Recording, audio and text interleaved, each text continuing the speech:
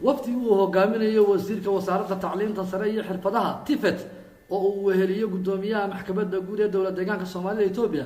ayaa maanta soo galbiyay maayarka ismaamul magaalada Togwa Jaale dhinaca Itoobiya waxaana ugu horeyn halka ka hadlay mas'uuliyiin aad u tiro badan oo ka tirsan xubnaha loo soo magacaabay councilka ismaamulka Wajaale oo horkacayo maayarka magaalada ismaamulka magaalada Togwa Jaale waxaana mas'uuliyiinta hadaladoodii kamid ahaa waxaan leenahay maanta Wajaale waxay nasiib u heshay injineer Mukhtaar Wajaale uu ka weyn waa injineer heer deegaana master plan-ka kililka oo dhan ee magaalo kasta isaga sameyn jiray cid kale ma samayso marka Wajaale waxay nasiib u heshay inuu injineer Mukhtaar hogaamiye u noqdo shaqada sameynaya waxa weey magaaladu maxay u baahan tahay waxaasay u baahan tahay laakiin haddii saad la weydiiyo baritooda saad iyo waxa weydiisan dee la shaqayn baayo maanta waa maalin qaali ah waa maalin farxad u leh guud ahaanba shacabweynaha Wajaale maanta laba jeer baan isla lahayn maamulka magaalada Wajaale iyo in ay hoggaanka u qabtaan dadkii u dhashay magaalada Wajaale labaan isla lahayn balse aan maanta inoo suurta gashay noqotay taasi marka hore waxaan mahad ballaarin soo jeedinayaa bulshooyinka reer Wajaale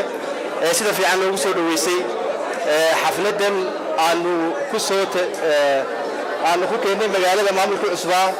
ee loo sameeyay magaalada Wajaale waxaa jirta magaalada Wajaale inay hormuud u ahayd meelaha lagu badbaadiyay hantidii iyo dadkii dhibaatadu ay ku soo gaadhay dowladda deegaanka Soomaalida meelihiisa kale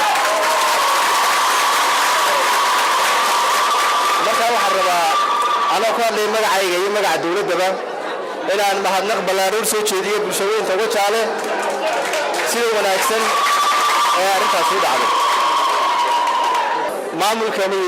magaalada Wajaale intii ay samaysantay councilka noqotay waa markii ugu horeysay ee maamul ka socda ka soo jeeda deegaanka uu hormuud u noqon doono magaalada waxaan jecelahay maamulkaasi weli ma dhamaystirna weli waxa harsan maamulka qaab dhismeedkiisa weli qaybtii badan way harsan tahay inaan ka soo qayb galno maamulka loo sameeyay magaalada Wajaale xil wareejinta loo sameynayo inaan ka soo qayb galno oo aan dardaarna u soo jeedino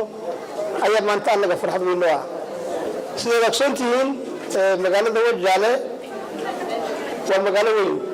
magac ahaan maamullo badan baa soo maray dhismo badan baa ayay yeelatay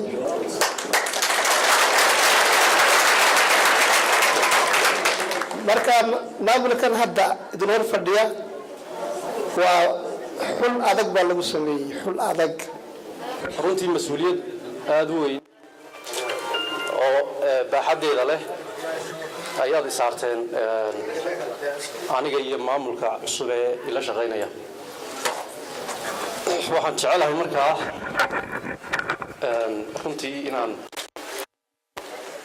runtii magaaladu waxay ku taallaa waa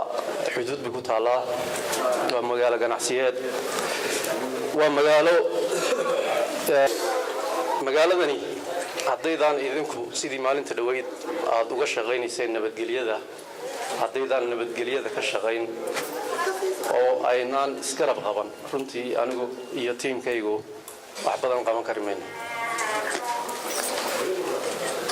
shayga ugu horeeya ee aynu qabanaynaa waxa weeye waa nabadgelyada magaaladu sidaad ogtihiin waa magaalo isku filan dhinac walba dakhliga ka soo gala runtii waad wada ogtihiin waa dakhli ku filan magaalada inuu ka wada dhigo muraayad miidhan telefishinka badda cas ismaamul magaalada Togwa Jaale Itoobiya